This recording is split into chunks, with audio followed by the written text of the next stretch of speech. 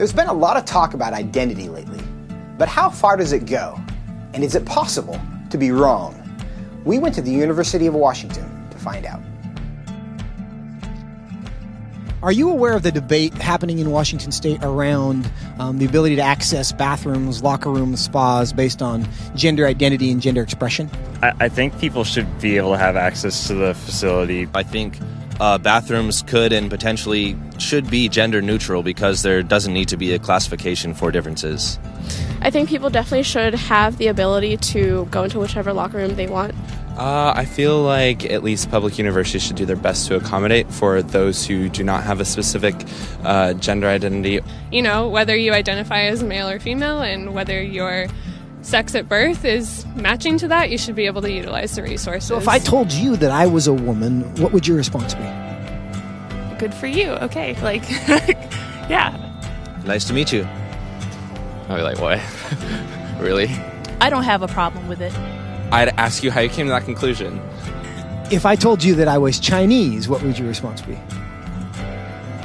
I mean, I might be a little surprised, but I would say, good for you. Like, yeah, be who you are. I would maybe think you had some Chinese ancestor. I would ask you how you similarly came to that conclusion and why you came to that conclusion. I would have a lot of questions just because on the outside I would assume that you're a white man. If I told you that I was 7 years old, what would your response be? I wouldn't believe that immediately. I probably wouldn't believe it, but I mean, it wouldn't really bother me that much to go out of my way and tell you, no, you're wrong. I'd just be like, oh, okay, he wants to say he's 7 years old. If you feel 7 at heart, then then so be it. Yeah, good for you. So if I wanted to enroll in a first grade class, do you think I should be allowed to?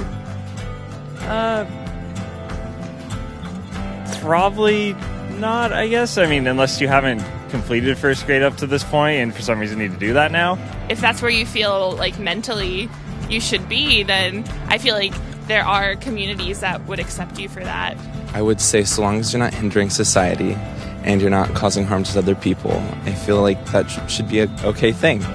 If I told you I'm 6 feet 5 inches, what would you say? That I would question. Why? Because you're not. No, I don't think you're 6'5". If you truly believed you're 6'5", I don't think it's harmful. I think it's fine if you believe that. It doesn't matter to me if you think you're taller than you are. So you'd be willing to tell me I'm wrong? I wouldn't tell you you're wrong.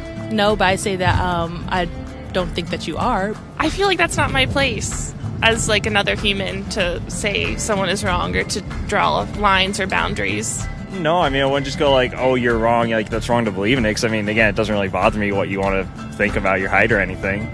So I can be a Chinese woman. You sure. But I can't be a 6'5" Chinese woman. Yes. If you thoroughly debated me or explained why you felt that you were 6'5", I feel like I would be very open to saying that you were 6'5", or Chinese, or a woman. It shouldn't be hard to tell a 5'9" white guy that he's not a 6'5" Chinese woman. But clearly it is. Why? What does that say about our culture? And what does that say about our ability to answer the questions that actually are difficult?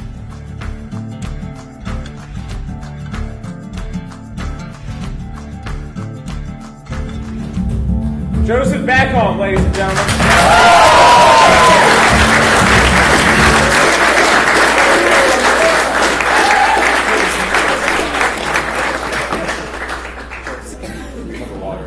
Hello. Good afternoon. I know you guys are at the end of a long week that I hope has been productive for you. And that was actually kind of fun for me because this is the first time I've ever watched this video with somebody outside of our office.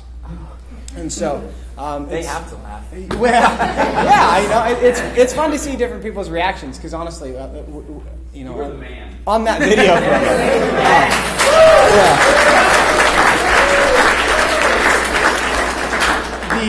because we actually had when you watch this, because the process of talking to these. University of Washington is my alma mater, so that I graduated from there, and this just kind of happened because I was interested. I was curious because we've been talking about all this transgender stuff for a while, and I'm like, surely these people understand that this is irrational. And, you can't just declare yourself to be something and then everybody's going to go with it forever, right? So I'm like, they have to understand that 2 steps down the road, it's just complete chaos. So let's go, so one night I was like, let's go ask people. Because my assumption was that they would very quickly kind of abandon the premise. And I was very surprised, as you have seen, that they did not very quickly abandon the premise. And these are not dumb people, certainly, because they're in college, and the University of Washington isn't the easiest school in the world to get into. And it's not an intelligence issue.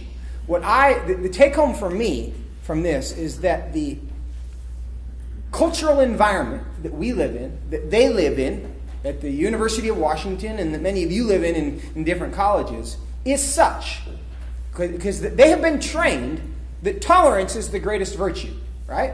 You guys basically learned that. It actually is probably the only virtue now.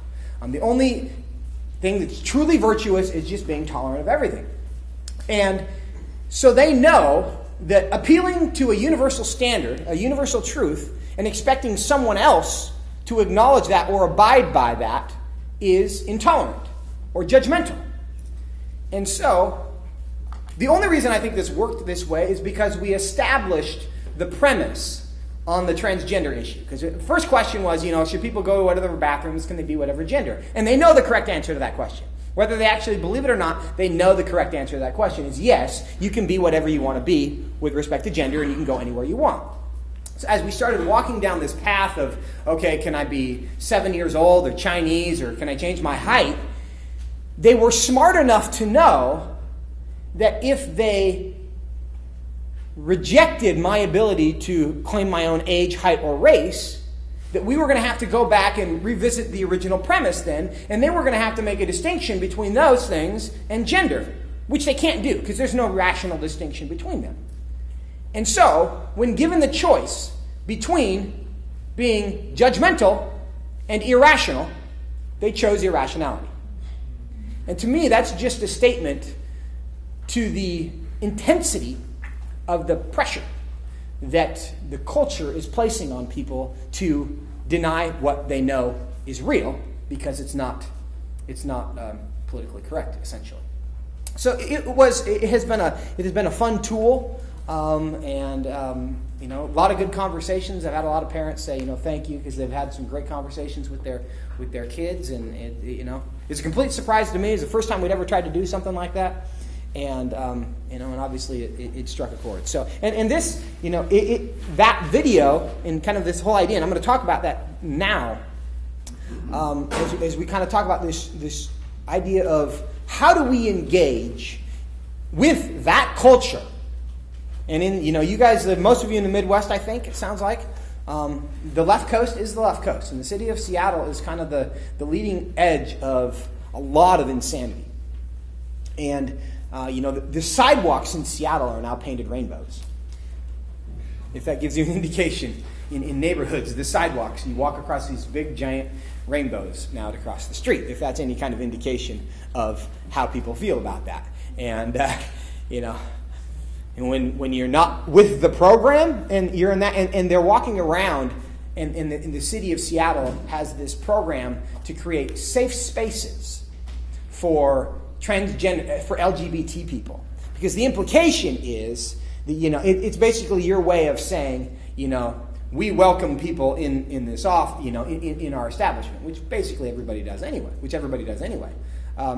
But the implication of this is if you don't want to have this government-approved sticker basically saying I'm with this particular political agenda, then of course you're a bad person.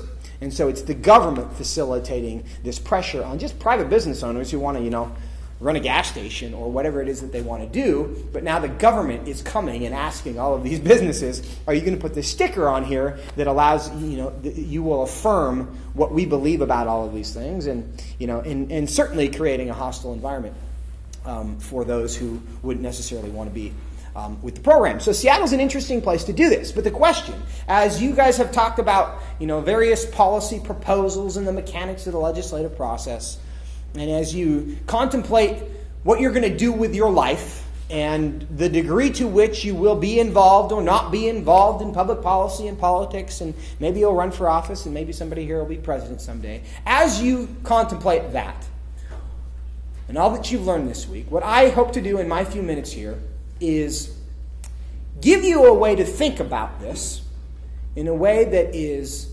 biblical, consistent with who God has made you to be, so that you can avoid two things: becoming angry and burning out. Because this world is so full of that. And in the political environment is, as you probably know, if you've been involved in it in any way, it's confrontational. There's a lot of agitation, and there's the environment tends toward anger and getting tired and frustrated. And the reality is, what we know is, we're not going to change the world through government and policy. We're not going to solve every problem that we have in our lives with a policy or a bill. Right? We know that, and so the frustration is you work, and you're trying to do things, but then something's always still broken. And how do you try, and then knowing that complete success is not even achievable, because the world is imperfect and always going to be imperfect, because we're sinners and we're part of it, and so is everybody else. So how do we think about this in advance? Because, you guys are, at the beginning of your careers in many ways. And when somebody asks you, what do you want to be? What do you want to be when you grow up? Typically, the answer to that question is some kind of a profession. I'm going to be a teacher, or I'm going to be I'm going to be a lawyer, I'm going to be an electrician. There's a profession involved in that. And I want to encourage you for a moment to think about the answer to that question. What do I want to be? In terms of your character. In terms of the kind of person that you want to be. And think about, do I want to be trustworthy. I want to be courageous. I want to be dependable. Whatever those things are that we want to be. And then how do we, focusing on them, because our character will assist us wherever our career path takes us. And I can assure you that wherever it is that you think that you are wanting to go right now, for the vast majority of you, it will not go precisely there. You might get there eventually. You might never get there, and you might be so thankful that you never got there. And maybe you have no idea where that is, and you're still trying to find where that North Star is, and you're just kind of, in your mind, completely confused, and you don't know. But who you want to be is always going to help you.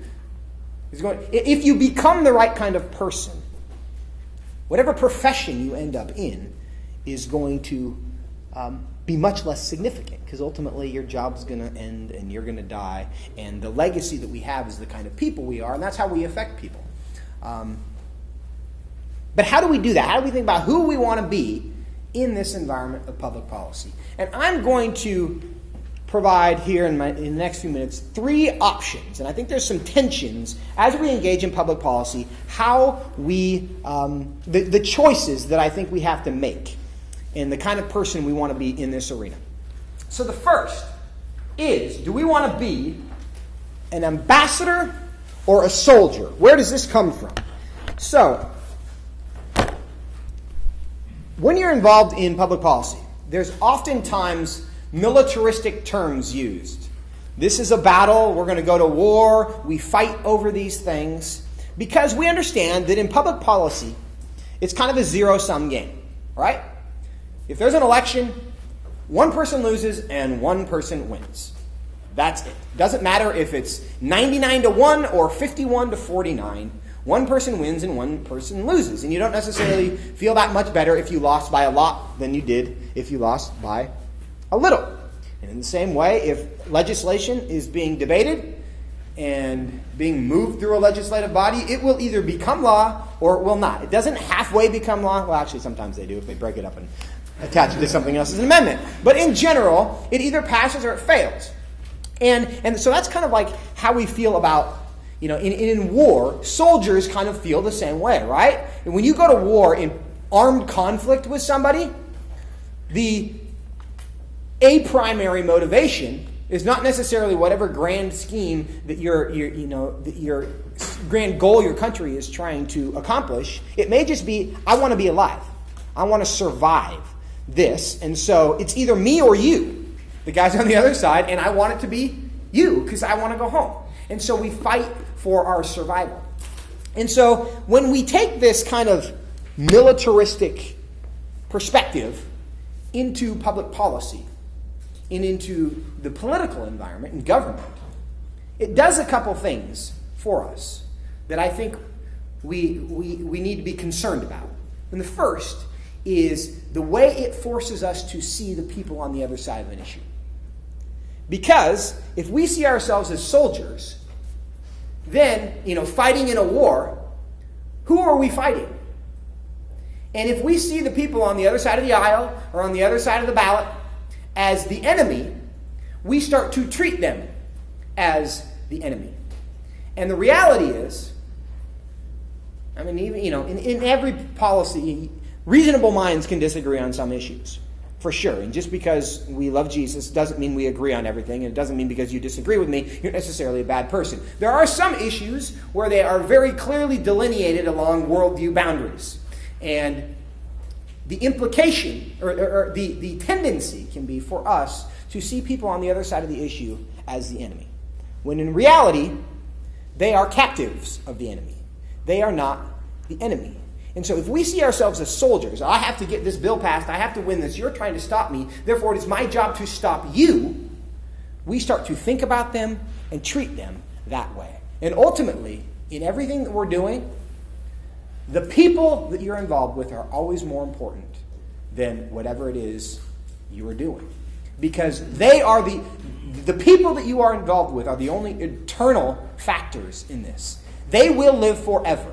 And you are sent here as Christ's ambassador, and we'll get to that in a moment, to love them and be a reflection of who Jesus is. And and we all know from our experience, there are constructive ways to agree and disagree, and there are not constructive ways. And I submit to you that to the degree to which you see yourself as a soldier and see the people on the other side as the enemy that needs to be defeated, you will not treat people in the way that Jesus wants you to treat them. The alternative, that picture of the ambassador, I don't know if that's the best representation, but when I Googled the images for ambassador, there's the movie called The Ambassador, which I've never actually seen, but that came from it, and so I just threw it up there. So it's not necessarily an endorsement of anything, but I don't really think that's what ambassador is. But think about this. You guys know, and where does this come from? We have our Bibles. We all certainly have phones. 2 Corinthians 5, very quickly.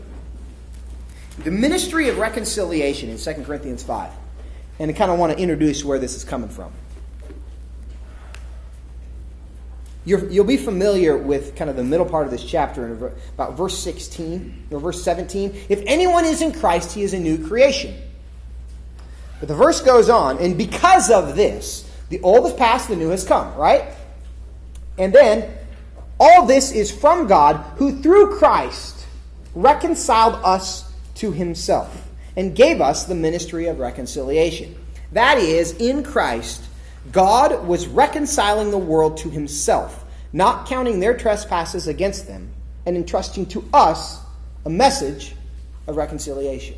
Now, when we talk about reconciliation in the church, oftentimes we're going to reconcile with each other because we have an issue, and that is a component of reconciliation. That is not the ministry of reconciliation that is being discussed in 2 Corinthians 5. But get to verse 20 here. And as the implementers of this ministry of reconciliation, therefore, we are ambassadors for Christ, God making his appeal through us. We implore you on behalf of Christ, be reconciled to God. And what I'd encourage you to do is think about what it means to be an ambassador for Christ. And how is, in a diplomatic sense, being an ambassador different than being a soldier?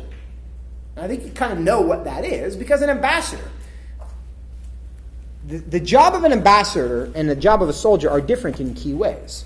Because the job of a soldier typically lasts during the terms of the engagement. There's a conflict, somebody wins, somebody loses. As soon as somebody surrenders, we're no longer part of this because we have won or we have lost. The job of an ambassador is very different. They represent the kingdom or the nation that has sent them in a particular climate. Now, in the United States has ambassadors to virtually every country in the world. I think Dennis Rodman is our unofficial ambassador to North Korea, I believe. I don't think we actually have... Do we have a real ambassador to North Korea? Because I don't think we do. So most of the nations of the world, the United States has sent somebody to represent us. Now, if you become an ambassador to the United States, and the way you become an ambassador is by giving enough money to a presidential candidate who succeeds, right? Which is part of the problem. But if you were to become an ambassador, the experience an ambassador has would be a little different if you are the ambassador in Australia as opposed to the ambassador in Iran, right? And why is that? Because those nations have a different posture with respect to the United States. And so they might respond differently to the ambassador. But is the job of the ambassador in Iran significantly different than the job of the ambassador in Australia? The answer is no. Because the United States thinks what the United States thinks. They deal with slightly different issues because they're in different places. But those two ambassadors, the ambassadors in these different places, what they don't have, the ambassador to Iran does not have the freedom. When in the course of a particular negotiation, he discovers that the Ayatollah, or not the Ayatollah anymore, but whoever it is in Iran, doesn't like what he's about to say about the United States and will not receive it well, the ambassador cannot then say, well, actually, we don't think that anymore. What do you think about this? Because the ambassador doesn't get to change the perspective of the nation, because that's not what he does. He doesn't set the rules. He doesn't make the policy. He doesn't decide what the position is. He just represents what that position is. And his experience will be different depending on the environment that he's in, but the job is still no different. And in the same way, and so, the way, our obligation to represent the kingdom that we represent here on earth, the environment might be changing. You know, if you live in Seattle, it's a little bit different than living in, other parts of the country. But is the job fundamentally different? And I think the answer to that is no. The job is not fundamentally different. And this also, seeing yourself as a soldier or an ambassador, when you see yourself as an ambassador, it is also allows us to respond to challenges, I think, more effectively. Because here's where I think a lot of the burnout happens in this world, is when we feel the weight of the world on our shoulders. Is, wow, this is horrible. I have to fix it. I'm going to work. I'm going to run for office, or I'm going to go get this bill passed, and that's going to change it and all those things. And then when it doesn't happen, it's super discouraging. It's like I put everything I had into it, and it wasn't successful. This is a waste of my time.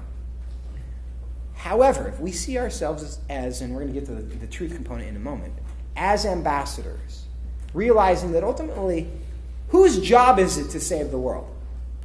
It's God's job. The world is not on our shoulders. The world is on His shoulders. And He has given us an opportunity to partner with Him in representing truth. But is it a failure on our part when the world continues its rebellion against the gospel and against truth? It's not. But what's our responsibility? Our responsibility is to be faithful in our ambassadorship. And when people ask the question, and it goes back to Genesis chapter 3, for me, you know the story of creation. Eve is before sin. There's only one rule, right? Before sin enters the world, the serpent comes down and asks, before sin entered, she asks a question. What is the question that the serpent asked of Eve? Anybody know? Remember that? Exactly. Did God really say? Hadn't sinned yet. One rule, shall not eat of the tree of the knowledge of good and evil. Only thing you can't do. And the serpent comes in and says, did God really say? Challenging the truthfulness of what God had said. And if you read through that passage in Genesis 3, her response is, yeah, that's what he said. And then the debate is, well, it's actually not true. You won't die. You will be like God. And she's like, oh, well, that sounds awesome. I'd like to be like God. And then she goes through the process of rationalization and discovering that the fruit was delightful to the eyes and desirable to make one wise. So what had she done? She convinced herself that her rebellion, it wasn't actually rebellion at all. It was desirable to make one wise. So she was convinced now that her disobedience was actually virtuous. Does that sound familiar? And so we live in a culture where people are now asking the question all the time, did God really say that marriage is a relationship between a man and woman? That every life is valuable? That you're born, that God created us male or female? Did God really say those things? We, as his ambassadors, placed in the nation where that question is being asked, we have an opportunity. We can either acknowledge what the kingdom that we represent said and believes, or we can change the position because we don't think they're going to like the response, or we can just, be honest. This is what he said. Now, what we are concerned about oftentimes is we don't want to give that answer because we're concerned about what the response is going to be. But once we relieve ourselves of the obligation of being in control of the outcome, then we can say, yeah, that's what he said. That's what he believes. I'm not here to impress you. I'm an ambassador of the creator of the universe, and we do not control their response. But we do control how we react within that. And if we are going to refuse to provide the correct answer to the question because we're not certain that we're going to be successful when it's all done, that's kind of what we're experiencing now. Now, in a representative government like we have, the opportunity lies in the fact that if the entire church owns its job as its role as an ambassador for Christ, and we all answer that question at the same time, yes, that's what God really said, it just so happens that that's going to make a practical difference because there's a lot of us. But the reality is we're removing a lot of our influence from the lever simply because we're afraid of the response. So, this is the first choice I think we need to make. Are we going to operate as soldiers in this environment or ambassadors? The second choice we're going to make.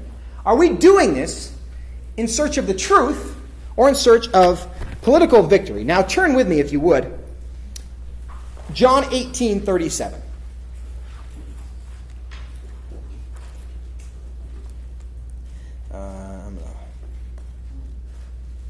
And this is the trial that right before Jesus' crucifixion.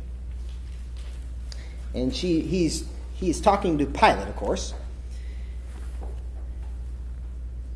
I'm going to go back to verse 36 just to set this up. And Jesus answered and said, "My kingdom is not of this world.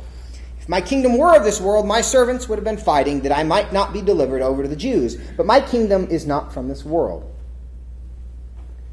Then Pilate said to him, "So you are a king?" Jesus answered, "You say that I am a king? For this purpose I was born. For this purpose I have come into the world, to bear witness to the truth. For this reason I have come into the world, for this reason I was born, to bear witness to the truth." Now, as you engage, the temptation in this environment is very strong to become interested in partisan, maybe not partisan, but in victories. Is this person getting elected or not? Zero-sum game, therefore the only thing that matters is getting them elected. The only thing that matters is getting this bill passed. The only thing that matters is defeating our political opponents. And if that becomes our objective, the pressure becomes very, very strong. And the opportunity will present itself, for sure, to compromise things or do things that you otherwise would not do because your goal has become to win political victories as ambassadors for Christ. I submit to you that our job is not to win every near-term political battle. But as his ambassadors, we are here, as he was, to testify to the truth. And that's why when they ask the question, did God really say, we're not stuck on, we don't have to focus group it. We don't have to poll it. As soon as we are no longer concerned with the implications of reality, we are freed up to just say, yes, that's the answer to the question. Now, because what's the significance of truth, and why do we care about this? Because the natural laws of the universe, and I think most of you will be familiar with this concept, but it doesn't matter what it is. Everything was designed for a purpose. The chairs that you are sitting in do not work well as hammers. If you get in your car and you go down and grab a hose next time you're low on fuel and fill it up with water, convinced that this is going to be better for the environment, if you're not burning fossil fuels but you're burning water instead, you'll be sorely disappointed in how far you go. Why? Because your car was not designed to run on water, and alas, water does not provide the chemical stuff required. I'm not a scientist, as I'll quickly get out of my element in that. But you can't run a car on water because a car is not designed to run on water. And those rules apply to your body as well. You might like exclusively Twinkies, but if you try to run your body exclusively on Twinkies, you will find that your body was designed in a different way. And even if you believe that fruits and vegetables discriminate against your mouth, that your body does not care that you find that discriminatory and intolerant, that you cannot operate your body on the things that you actually want to eat rather than the things you were made to eat. Those rules apply universally. And so once we embrace the fact that there is truth, it's not interested in my opinion, I was not consulted at the beginning, but we believe that the author of truth created that truth for our benefit, not for our harm, and that's why we submit ourselves to it. That's why we don't fight it. Then our pursuit of truth is not like this rigid, angry, hateful kind of thing that we have to do because the Bible said. This is a legitimate mercy ministry, because the only implication of embracing the lie for our culture is pain. And those on the other side of these issues who are so intensely fighting for what they believe is right, and they have the best of intentions for the most part, when they do so, they just happen to be wrong about the premise. And our engagement in this is not an effort to defeat them, it's to save them from, in some cases themselves, and the social science data is so strong on the side of what happens when we believe that we're smarter than God. And the breakdown of the family and sexual promiscuity and the diseases and the emotional distress of all of those things, all of which could have been alleviated by just believing that what God said is true, and then we can save each other the pain. And this whole restructuring of the family and of gender, now the attempts to do that, the only possible consequence of that is pain of those who are trying to embrace that idea. So as ambassadors for Christ, our opportunity in all of this is to save them that pain by exposing them, when the opportunity comes, to just represent what truth is. Because the benefit that we have in all of this is, and we've all experienced this in our own lives, we recognize truth even when we don't like it. It resonates within our being because we have a conscience, because God created us that way, because the Holy Spirit is at work in people's lives. And never underestimate the value of that moment when you might be debating somebody and they are arguing with you and they disagree with everything you said, but they know really that what you're saying is true. And the other people who are observing that, and when they see you representing reality and truth that is consistent with all of their experience and what their conscience is actually testifying to as well, just because they didn't surrender the point in the moment does not mean that nothing was accomplished. Because the Holy Spirit works, seeds get planted, the things that we testify to that are true, their experience a year or 10 years from now will verify the fact that that was true in the first place. And they're like, at some point they're going to get to people get to the end of themselves. They want what they want because they like it and they think it's going to feel good, but the only possible outcome is they discover it doesn't, and it wasn't good for them in the first place.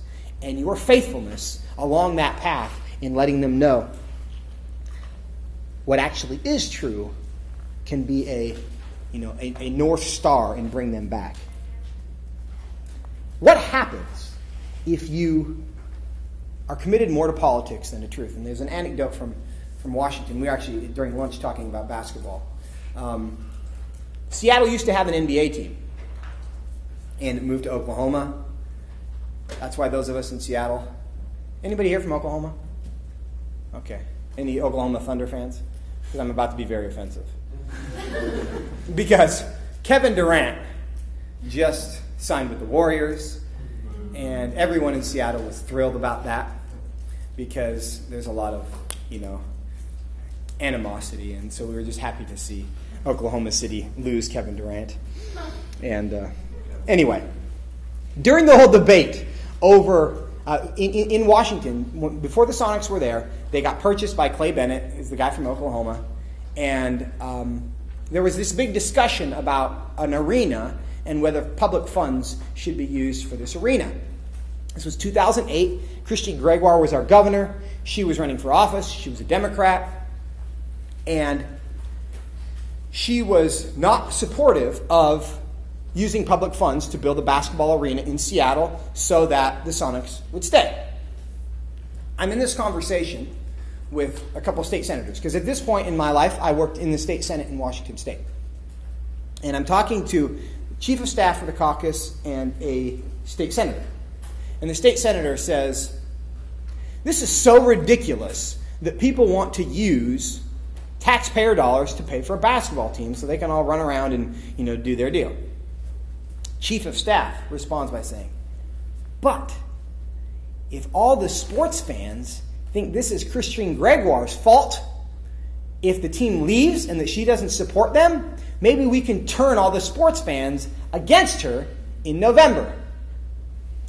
Within an hour, I hear that state senator on sports radio in Seattle talking about how horrible it is that the governor is not providing any leadership to make sure that we get the funding necessary to keep the Sonics in the city of Seattle and get that arena built. Within an hour. I know what he actually thought because I was there part of the conversation. But he was convinced that if we take a different position, that we can make that politically problematic for the governor and maybe defeat her in the election. Now, of course, that didn't happen. The governor was reelected anyway. But what we learned about this senator is the fact that he was willing to say things he didn't actually believe in the name of trying to get political leverage. Don't be that guy or gal. But the way you become that is when you decide, I'm much more interested in the political victory than in the truth. And then the last thing. So this is the last choice we're going to make. And here's the anecdote. This is, as opposed to being popular or political, the truth. Do you guys know this story? This is that gentleman right there who is not saluting. This is in Nazi Germany, and he stood in the crowd, and you know the pressure there. But this is the moment where we have to be willing to make that decision. If I'm the only guy in the crowd, I know it's the right thing to do, and there's a tremendous amount of pressure. Am I still willing to do that? Am I going to stick to my guns? Because you have to make the decision ahead of time. Because if you wait till the moment when the pressure is there, you won't be ready for it. You have to make the decision now. What am I committed to? Am I committed to political victory, or do I know what is true and I'm going to stand on that regardless of everybody I know disagrees with me? You have to make the decision in advance, because if you do, you'll recognize the moment when it shows up. Be that guy. The last thing we're going to talk about. As we engage in this, are we representing hope or fear? There's a tyranny of the urgent in public policy and politics that exists all the time. Because there's always a campaign, there's always a legislative battle being fought.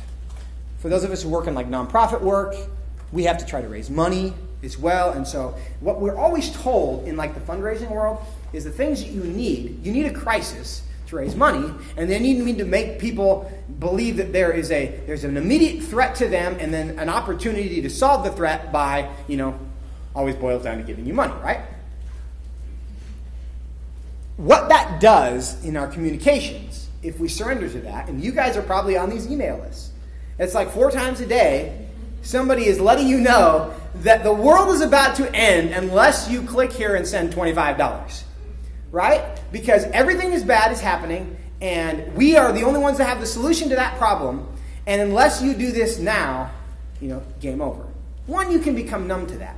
But what happens when you are, if they do this, then, kids are going to die and your taxes are going to be like 85%. We create this climate that we're afraid of everything. And we are communicating to people that they should be afraid of everything. The alternative to this, and we are believers, and this is kind of where the nuts and bolts of our theology on this.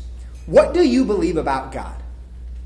Do you believe that He is legitimately in control of the universe and everything that happens? Do you believe that? Because if you do, act like it.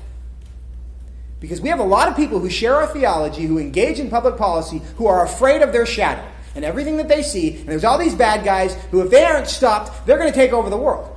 They are not going to take over the world. Jesus is in charge, friends. He has been and He is always going to be. And if we believe that, we have to act like that. Now, I live in Seattle. Things are bad from a policy perspective. But has Jesus lost control of this? He has not. And He's going to work this out in a way that's awesome. And what we want to be able to be said of us is between the moments of uncertainty and seeing how this is all fulfilled and how He does it in an awesome way, we were faithful. And we didn't doubt Him. And we didn't go around acting like our God isn't big enough to handle these challenges. One of my favorite sayings that is not explicitly biblical. Has it ever occurred to you that nothing has ever occurred to God? Has it ever occurred to you that nothing has ever occurred to God? He has never had an aha moment. The fear and the anxiety that we experience is because we learned something new. God's never learned something new. He's always had all the available relevant information. And so we learn something and it sets us on our heels. It throws us back. It causes anxiety. God doesn't have that experience. Now, He knows that we're going to experience anxiety in moments of fear, which is why He tells us repeatedly, don't fear, lay all your cares before Him because He cares for you. God is in control of that. But this is a belief issue. Do you really believe who God is, that God is who He says He is? Because if you do, if we do, we should never be communicating fear. Now, ideas have consequences, and bad ideas have victims. So those things are true, and that's why we care about policy, is because we recognize the connection between bad ideas and harm to people's lives. Real babies get aborted. Real moms suffer the emotional, mental anguish of that for the rest of their lives. That's a real problem. Harm connected to an idea, and the reason we care about those things is because we want to avoid that.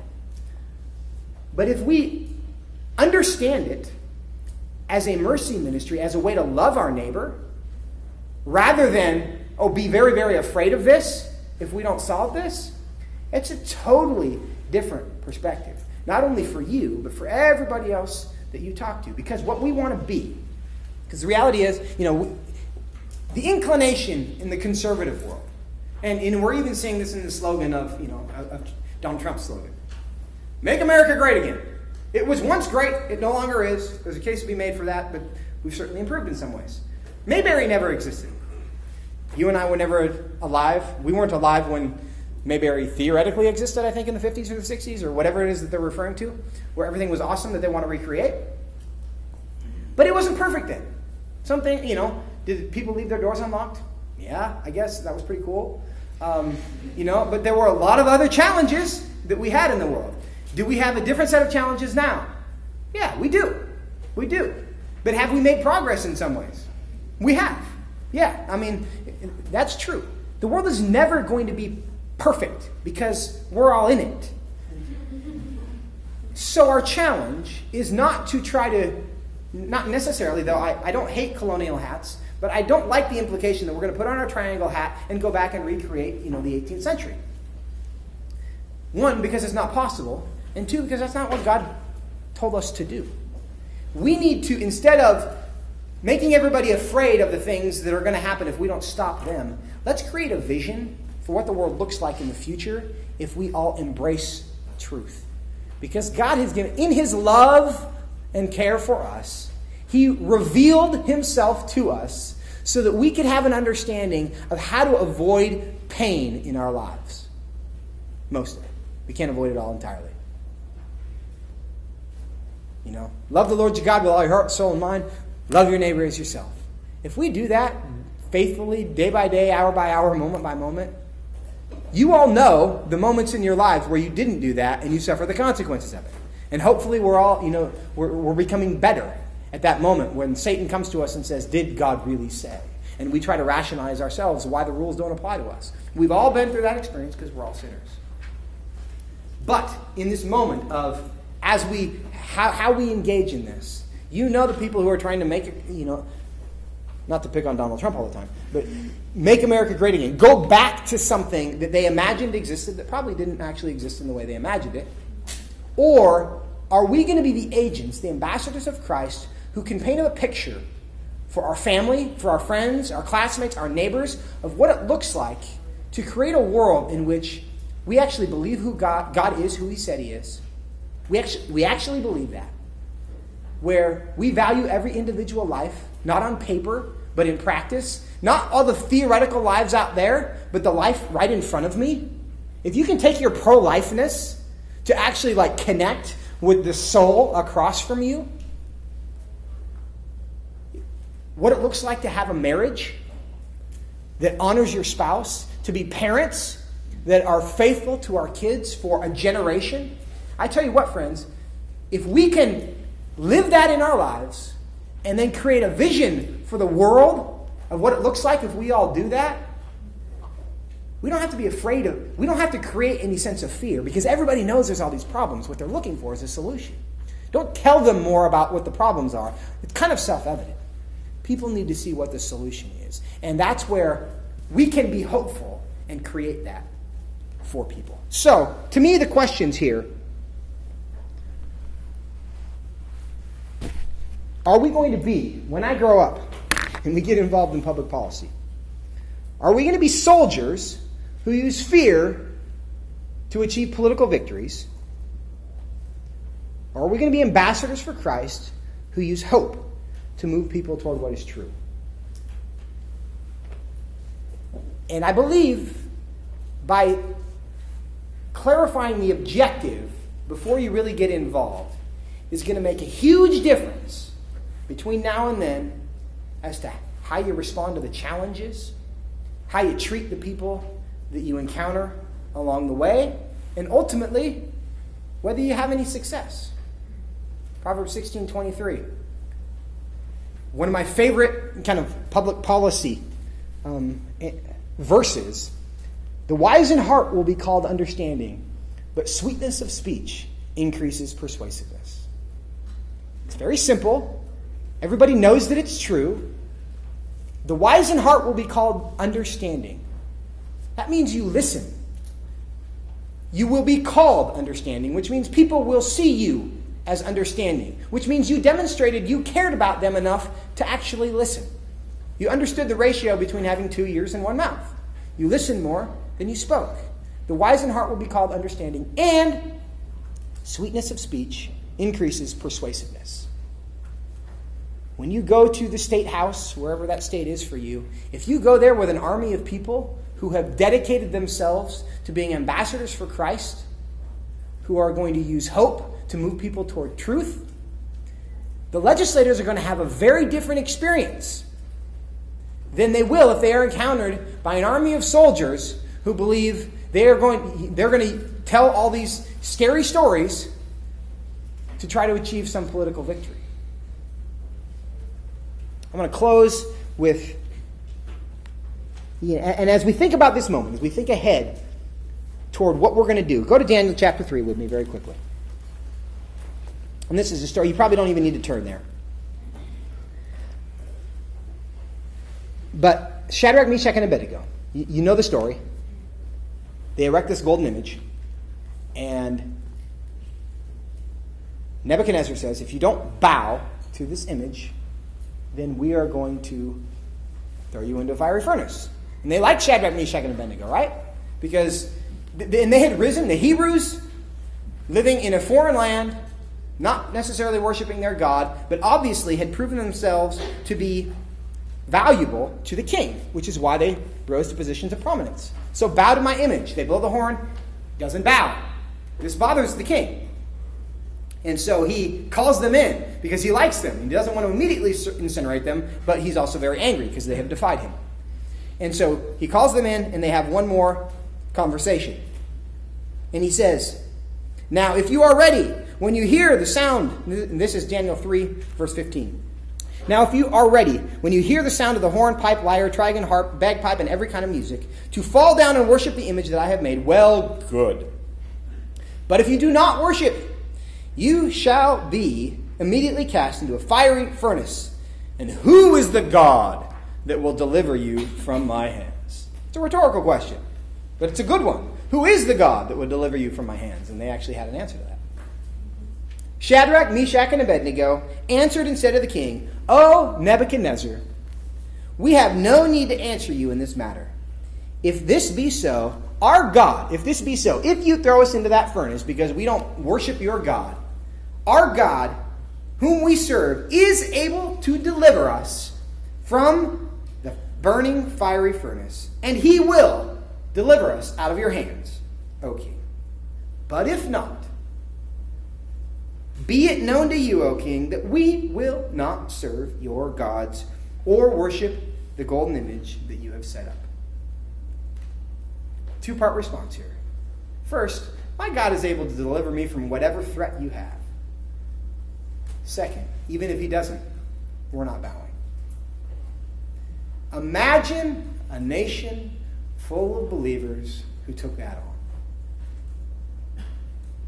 We know our God can deliver from whatever mean tweets are sent our direction, because that's honestly the threat. I mean, we think we're not being persecuted, right? There's some pressure, but we are not yet being persecuted. But so many of us are willing to surrender to a raised eyebrow. I can't do that. So many of us are willing to surrender that. Well, they might think I'm, not very cool.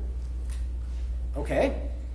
What then? If you can't handle, you and I, if we can't handle the pressure of having somebody think we're kind of Neanderthal because we're Christians, what's going to happen when, like is happening in the Middle East, somebody puts a knife to your throat and says, deny Christ? We've got to exercise that muscle a little bit. Unfortunately, most of us are not going to be given that choice, we hope. But it's a muscle that has to be exercised, and Shadrach, Meshach, and Abednego have given us this great example. Our God can deliver us, but even if he doesn't, we won't bow. And a church, because they believed their God who was who he said he was, and they had committed themselves not to worship any other gods. In the culture right now, you are having this experience. You've already had this experience in small ways, I'm sure.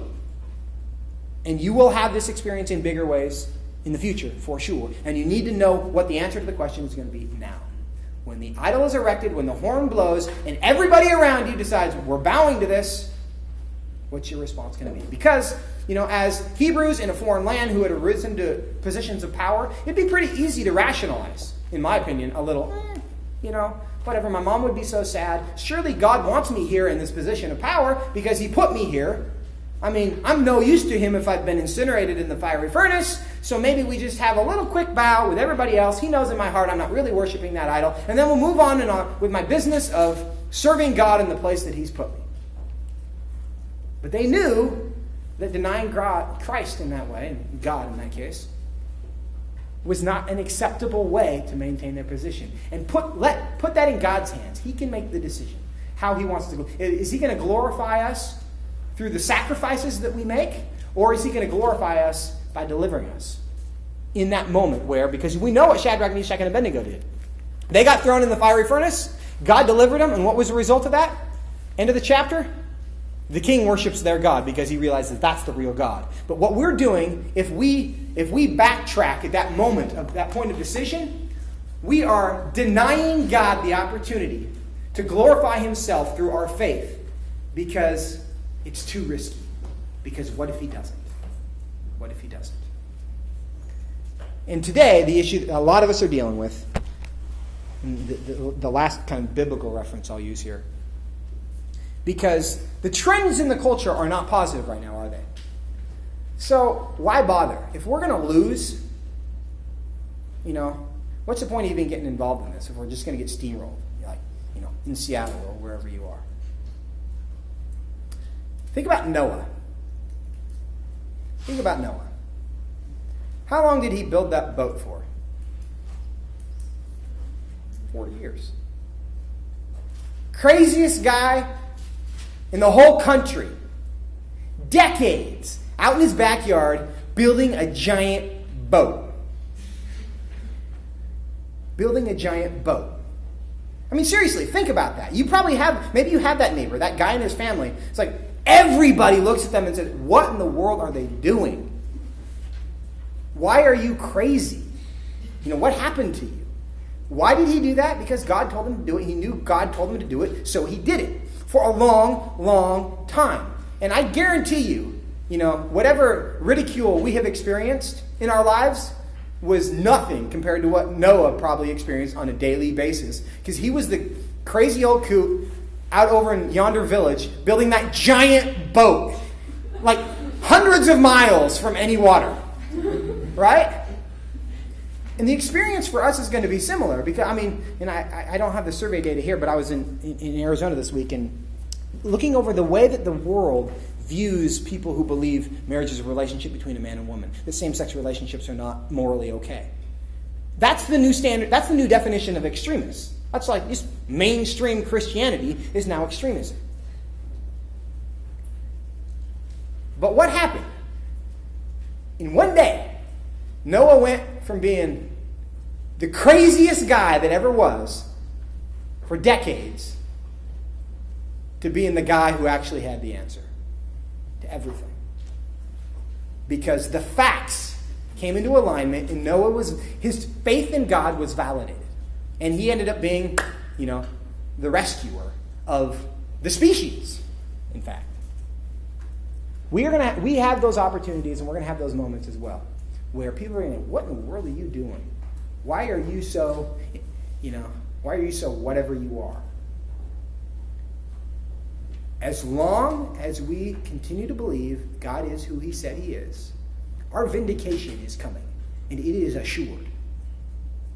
And it is much preferable to have, 1 Corinthians 2, foolishness. The gospel is foolishness to those who are perishing, right? It is much better to be thought a fool by those who don't understand God than to be found unfaithful by God himself. And that's the choice and those are the opportunities that we have right now. And again, we have to make those decisions in advance. So I think that's what I got for today. I'm going to skip over that because I've been talking too long. And now I think we have some time for Q&A. We do have some time? And she was up first. Yes, ma'am. Yeah, so thank you for your presentation, first of all. I want to ask you if you were wondering, kind of an inclination that I have is that I wonder if people today try to be overly tolerant and accepting in the world because they're trying to, in their own way, kind of solve the political unrest and sort of find their own peace, find how we have peace with God, yeah. The whole inner peace idea. Yeah. Do you think that that's why people are trying to be so accepting? Because they don't like conflict? Yeah. Yeah, for many people, certainly. I think there's a couple elements. There are many people who don't like conflict, and then there's a lot of people who just want to be liked. And we all have that. We all have that need. We want people to love us and think and know that we're as awesome as we know ourselves to be, right? And that is a universal human impulse. But the fear of man is a snare as well. And so we have to decide who we serve. But yeah, I think wanting to avoid conflict is, blessed is the peacemaker, for they shall be called children of God. We want to be peacemakers and we want to be reconcilers. But we also know that we are engaged in an eternal battle between the truth and the lie. It is a spiritual battle. It is not a natural one. It is unavoidable. And so it is foolishness of us to assume that it can be avoided. First century church experience. We have 12 disciples. What was Jesus' experience? They didn't kill him because they all thought he was awesome. Right? Of the 12 disciples, 11 of them were martyred. And the one who wasn't martyred was boiled alive twice and survived. That was first century discipleship. And so this idea that our faithfulness to Christ is going to lead to universal camaraderie with everyone else on the planet. There's no support. It would be nice, but it's not real. If we live like Jesus, are people going to like us? Did Jesus live like Jesus? Did everyone like Jesus? Okay. Now our expectations are reset. And if someone hates you, I think it's emotionally healthy to evaluate whether we have done something that we need to repent of. But just because somebody is mad at you does not mean you've done something wrong. And you also have to have the emotional maturity to recognize those moments where you can say, this is your issue, not mine. And and that's why you have friends and accountability in the church, and that's why you listen to the Holy Spirit. But those moments exist, and do not bear everyone else's anger and frustration, because you will never, ever achieve any kind of inner peace, because there will always be people who are mad at you. Let's go to the back of the room. I'll sign him next. Yes, sir. First of all, I really appreciate what you said. You're by far my favorite speaker. I absolutely agree with Thank you. a lot of what you said, but here's the issue that I'm having. With an interest in public policy and politics, and we look at the two parties today, I am willing to say that Democrats act more like Christ and follow some of his principles, but on the same token, though, Republicans are for pro-life and the stance for the family and marriages. So what do you do? Like today, what's your Christian game to? Yeah. I think it's a fair tension. Partisanship is, in my opinion, the problem. Part of the problem, certainly not the solution. And there's probably there is no better example than what the parties have done this year in terms of our presidential choices to realize that these mechanisms are less than perfect. And so I hope you didn't hear anything out of this of this is not a partisan message in my. So it's what should we do? I think there's a lot of prayer, there's a lot of discernment that is involved in this. And of course, conservative Christian issues have typically been aligned with the Republican Party for sure. And there's part of me that thinks, if Donald Trump has actually hijacked the Republican Party, the church might be more interested in getting involved in public policy to the extent that they believe that talking about marriage and talking about abortion and these things is no longer going to make them an appendage of the Republican Party. That's just kind of an I don't know, but I've had that thought, because there's a lot of people who don't want to get involved in policy because they don't want to get involved in partisanship, which is actually, I think, a really healthy instinct. And I think we should all resist partisanship. Because of the whole, this is about truth, not about politics. And we have to be able to, understand the difference. And ultimately, in this question, I want to see the Republican Party redeemed. I want to see the Democratic Party redeemed. I want to see, every thought captive to the obedience of Christ. And we tear down every high thing that exalts itself against the knowledge of Christ. So if somebody finds himself in the Republican Party or the Democratic Party, and they confront ideas that they know are inconsistent with what God has revealed as true, then we, with discernment and graciously and, as opportunity presents itself, we deal with those. So I don't have a great answer to, what political vehicle, but honestly what I think the solution is, and hopefully the theme of this, is sold out commitment to who God is and caring more about that than what is a party doing, what is a candidate doing. Because if the church just embraced that Shadrach, Meshach, and Abednego mentality together, and we really cared about each other, man, we'd get a lot of stuff done. Because I'm convinced, and kind of as somebody who's always trying to get people involved, my perspective is that the other side believes the lie with far more intensity than we believe the truth. And that creates a courage deficit that is creating all of our policy problems.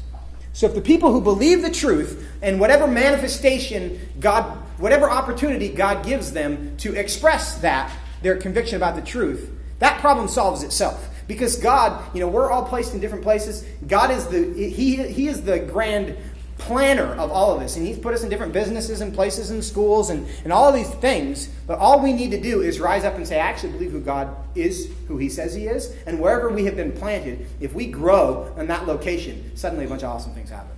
Joseph, can I ask a follow-up on that? Mike, you would be putting words in your mouth, tell me if it's exact or not.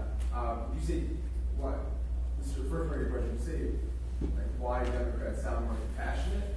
Is that what you meant? You said they sound more like... Despite economics and the consequence of ideas, I understand. Sure, yeah, no. Regardless, they're supplied for the poor and the least in our society, and they're very sympathetic towards oppressed and low groups. Is that... Why does that seem to be the case? Why does that seem to be the case? Well, I think there's I think here's and I'll go back to Proverbs 16:23. The wise in heart will be called understanding. And I believe that the marginalized and minority groups feel heard and at least acknowledged. I don't believe the policies are solving the problem, but I believe that, and I don't want to speak for you, but I think that there is this sense that they at least acknowledge my pain. It goes back to Bill Clinton. I feel your pain. I hear you. Even if you haven't done anything for me, we just all want to be understood by somebody. We want to have been heard, and even if you don't do anything for me, it's an act of love to have to acknowledge what I'm feeling. And so I do think that there is a partisan difference in that. In that, is that an accurate encapsulation of what you're saying? And I think if you go into those various communities, they'll say these people actually go out of their way to acknowledge my pain. And I think that's something that probably the right can improve on. Yes, sir. Well, I believe I've seen some of your past videos, and one of them I've always been wanting to ask you this, and now I can. Okay. So there was a protest with a transgender. There was a toilet in front of your building. Oh, yeah. One, is that toilet still there? That's a funny story. And kind of the background of this, a few weeks ago we were protested. We've been doing this initiative to reverse this open bathroom policy. A transgender community organized a protest outside of our office, and they brought this beautifully decorated rainbow toilet.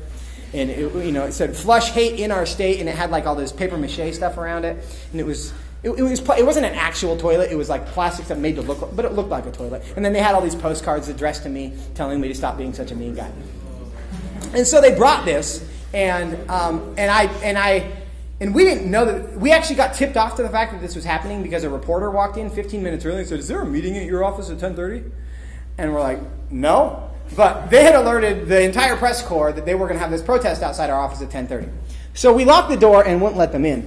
But I went around and had this conversation with them, and we ended up talking about it.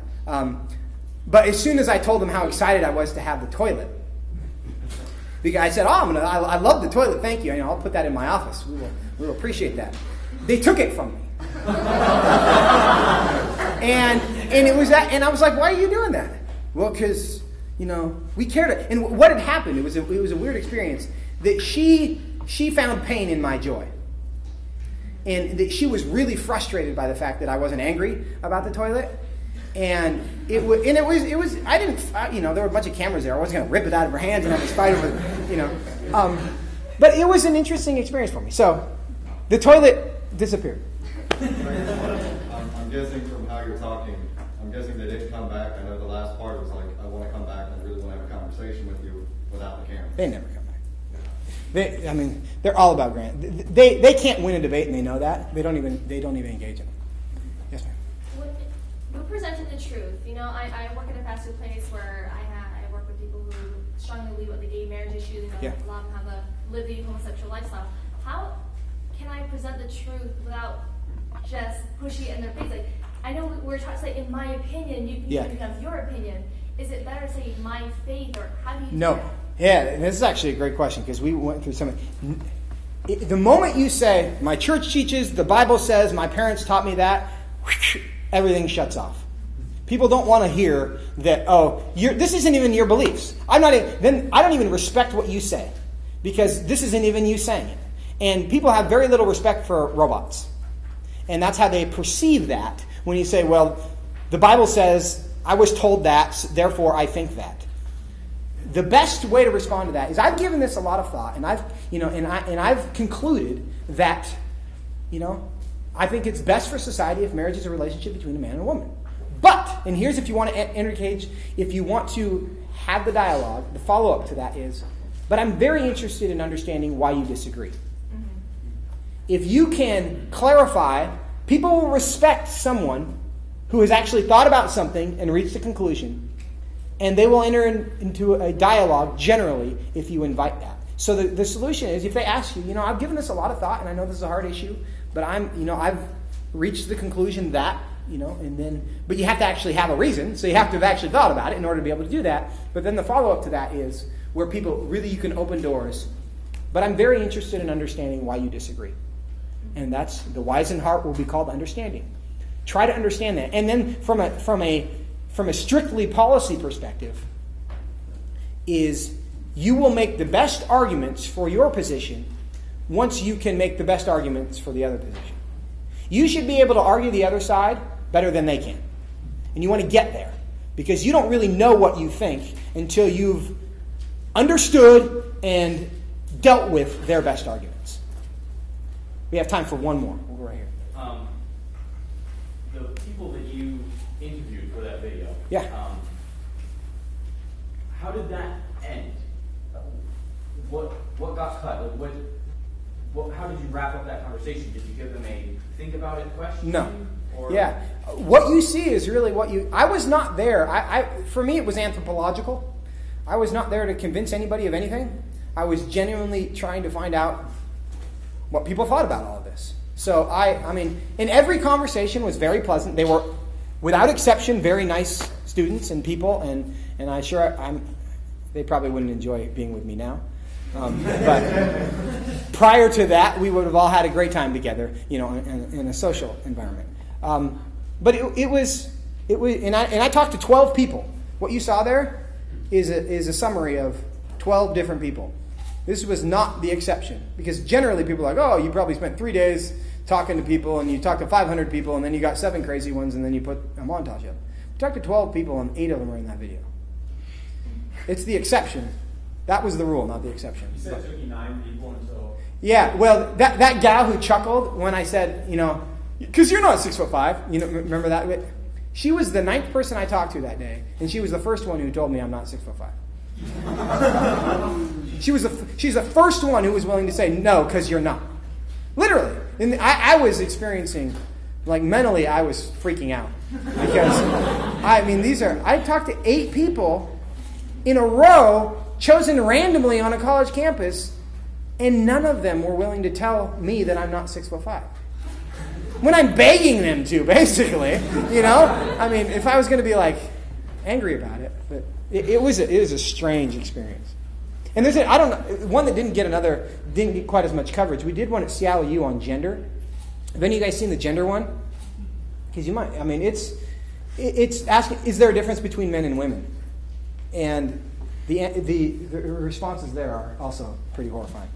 So you can look that one up. Guys, let's give Joseph a huge round.